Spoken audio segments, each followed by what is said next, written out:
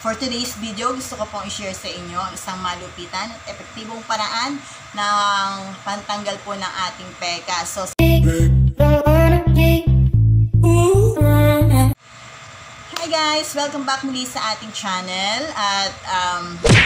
At for today's video, gusto ko pong i-share sa inyo isang malupitan at epektibong paraan ng pantanggal po ng ating peka. So, simulat sa pool naman po sa ating vlog, karaniwan, pantanggal, pangalis ng pekas, melasma, or pigmentation. Yung about dun sa karaniwan sa ating mga vlog. Kasi, nagsisearch din naman po tayo ng mga bagay na, or mga remedies, yan, mga pupwede at mga epektibo na pupwede natin gamitin about sa pekas po natin, na pupwede matanggal natin sa pekas natin. So, meron tayong mga nai-apply na talagang nawala siya. At meron din naman tayong nai-apply na hindi po effective. Meron namang nawala pero later on bumalik ulit. At lalo na kapag naiinitan, hindi tayo nakakapag-sunblock. Syempre, yung init ng araw dumidirekta sa balat natin. So, yun, nagiging dahilan din ang pagkakaroon natin ng mga pekas. At ang isa pa pong dahilan, yung nagkakaedad po tayo, talagang lumalabas yung mga ganyang klaseng problema natin sa balat. So, itong remedy na to ay gusto kong i-share sa inyo kasi ito daw ay nakakawala ng pekas within 7 days. So, yon, within 7 days, kaya gusto nating i-try kasi hindi siya mahal, hindi siya expensive, murang-mura lang siya. At makikita lang din natin sa kusina ito. So, i-try natin to. Ang gagamitin natin na to ay may ingredients po talaga daw na nakakapagpawala ng pekas or nakakapag-alis kahit ng wrinkles, effective siya. Kaya gusto ko siyang i-try. Tapos i-update ko kayo after 7 days kung ano po yung naging effect na sa akin, sa mukha ko, nawala ba yung pekas ko. Kaya tumutok po kayo sa mga video ko at lagi ko po kayong i-update about dito sa gagamitin natin na to, kung naging effective po ba siya sa akin after 7 days. So, let's start. Ang kailangan lang po natin ay patatas. Ayan, may patatas po ako dito. Binalatan ko na siya. Nugasan, syempre, binalatan. At kailangan po natin ng gadgaran. Yung gadgaran ng papaya or cheese. Yan. Tapos dapat meron tayong isa pang lalagyan. Tsaka bulak. So, halika. Start na tayong maggadgad. Gadgarin na natin tong ating patatas para i-apply natin dito sa ating mukha. So, hindi lang daw, hindi lang siya nakakaalis ng pekas, nakakaputi siya. Meron siyang bleaching ingredients, ganyan. Chuchu. Tapos, meron din siyang ingredients na nakakapagpawala ng mga lines sa mukha, mga wrinkles. Yan. Kaya gusto ko siyang i-try.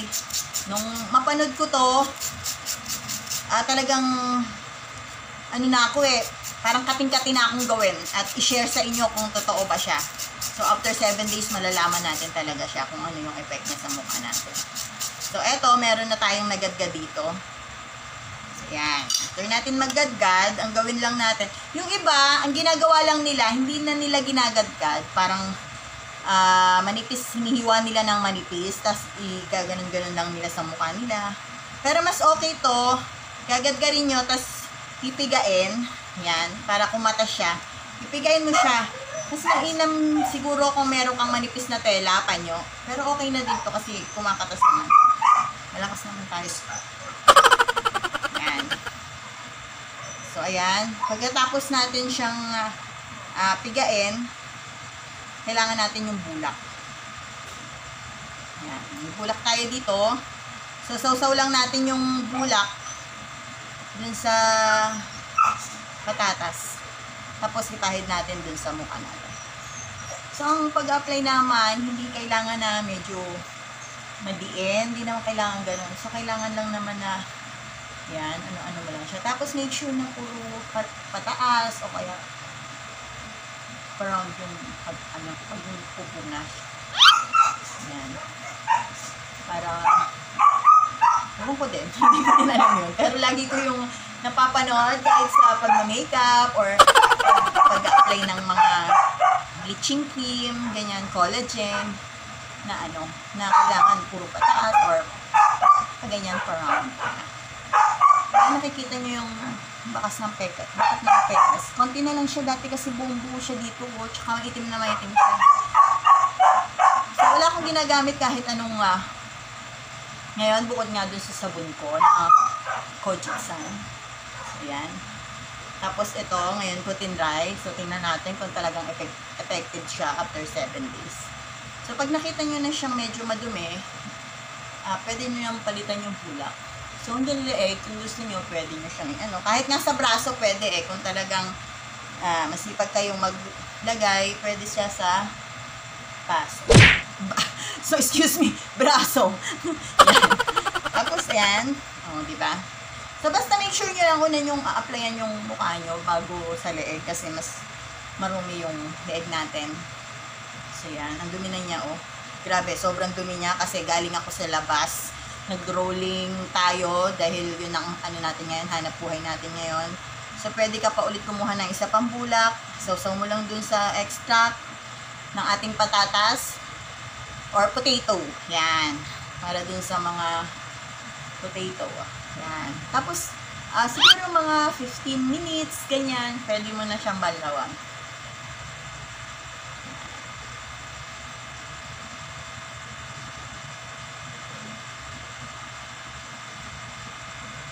Since so far, wala akong nararamdaman kahit walang hapde, walang ganon. So, tingnan natin kung ano yung itsura niya after natin siyang banlawan, kung may pagbabago. Kasi makikita mo naman, kung effective naman sa'yo, after mo pa lang siyang hilamusan, makikita mo siya medyo smooth, medyo pag hinawakan mo parang makinis, ganyan. Kaya, unang apply mo pa lang, kahit sa anong klaseng product, alam mo na kung magiging effective sa'yo. Kasi yung iba, sa unang apply, lalo na sa mga rejuvenating sets, alam na nila, medyo makati sa muka, mahapde. Although yung Rejuve talagang mahapdi po siya sa muka, pero hindi naman siya mahapdi. Tsaka hindi po makate.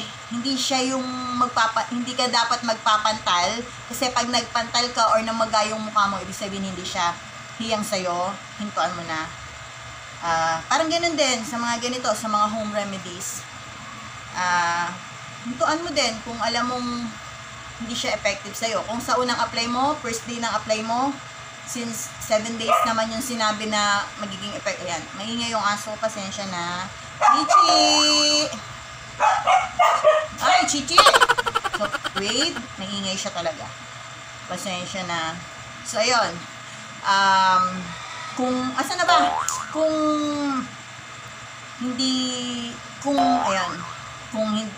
Magkatika or maghapdi yung mukha mo, pagkatapos mo siyang gamitin. So, wag mo na siyang ituloy kasi hindi siya hiyang sa'yo. Pero since ito naman ay home remedy, siguro naman siya, medyo safe naman siya kasi wala naman siyang chemical.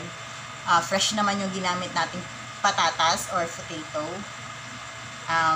Kaya okay naman siya. Sa akin so far wala akong nararamdaman kahit walang hapde, walang kate. Awang ko lang bukas. Update ko kayo after kung maghilamos, kung ano naman yung epekto naman sa akin, kung makinis ba siya, kung madulas ba siya after kong hilamusan. So parang medyo pumuti-puti yung leeg ko after ko siyang siguro dahil yung leeg ko puro libag, kaya natanggal yung libag-libag mo dito. Yan. Pero yan. Ayan, so antayin nyo ako, babalikan ko kayo after ko maghilamos. Maghilamos lang ako saglit, gagamitin ko lang yung aking sabon. At wala na akong ibang gagamitin. So, after kong maghilamos, papakita ko sa inyo kung ano yung resulta. So, yon after 15 minutes, yan, binanlawan ko na siya. Sinabon ko lang siya. Ayan yung niya. Ayan yung result. Medyo, siya, smooth. Malambot siya. Malambot. Tapos, para siyang binabanat. Ganon. Para siyang binabanat. Yan, parang ganun. Pagkatapos mong magbanlaw, pagka natutuyo na siya, parang binabanat na yung mukha mo. ganun yung effect sa akin. Tapos, yun, parang okay naman. Hindi siya mahapde, kahit nung sinasabong ko na siya, hindi siya mahapde. Nakita nyo, makislap, makintab yung area nung, bandang area nung, ito sa noo, tsaka dito sa ilong. Yan, kasi ano siya, para siyang ano nga, parang binabanat yung mukha mo. Ganun. So, tsaka medyo pumuti siya ng konti. Pumuti siya kaysa kanina, or siguro dahil nga madumi lang yung mukha natin, dahil galing nga tayo sa kalsada, nag-rolling tayo kanina. Pero, yan, maganda yung effect sa akin. For sa unang apply, wala akong naramdaman kahit ano. So, bukas, ulitin-ulit natin. Hanggang maka 7 days tayo. I-update ko kayo kung totoong after 7 days, mawawala na yung pekas natin. So, ayun nga, babalitaan ko kayo kung anong magiging result. So, yung pekas, paalala lang sa lahat, para hindi siya masyadong dumami or lumala. Kailangan lagi po tayong magsa-sunblock. Yan, kahit nasa loob ka lang ng bahay, mag-apply ka ng sunblock kasi yung singaw po ng init, lalo na pag summer, mag-sunblock po tayo. Pinalalahanan ko lang po yung iba, lalo na kung wala pa po kayong pekas, talagang ingatan nyo po yung mukha nyo dahil ang pekas hindi po ganun kadaling matanggal. Kahit na gumamit kayo ng mamahaling brand or mamahaling cream na pang pekas talaga, minsan effective po siya, pero pag hininto nyo po, bumabalik din siya. So, siguro, habang wala pa kayong pekas, mag-start na po kayo na alagaan nyo yung skin nyo. Huwag nyo pabayaan, lalo na sa init ng araw, dahil karaniwan po sa nagkakapekas, yun po yung pinagmumulan, yung init ng araw. Oo, yung iba, dahil na rin sa edad, nagkakaedad ka, natural na maglabasan yung mga ganyan-ganyan. Pero, yun lang po yung maipapayo ko na habang wala pa kayo, ingatan nyo na yung inyong skin at saka yung inyong balat. Napakahirap po tanggalin ng pekas, hindi po siya ganun kabilis alisin. So, yan.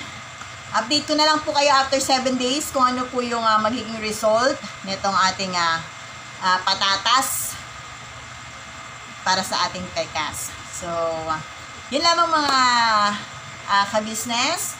At maraming salamat sa inyong panonood. So, kung bago po kayo sa aking channel, huwag niyo na pong kalimutang mag-subscribe at pindutin ang notification bell para lagi po kayong updated sa aking mga video. So, yun lamang. Maraming salamat sa panonood. God bless! Bye-bye!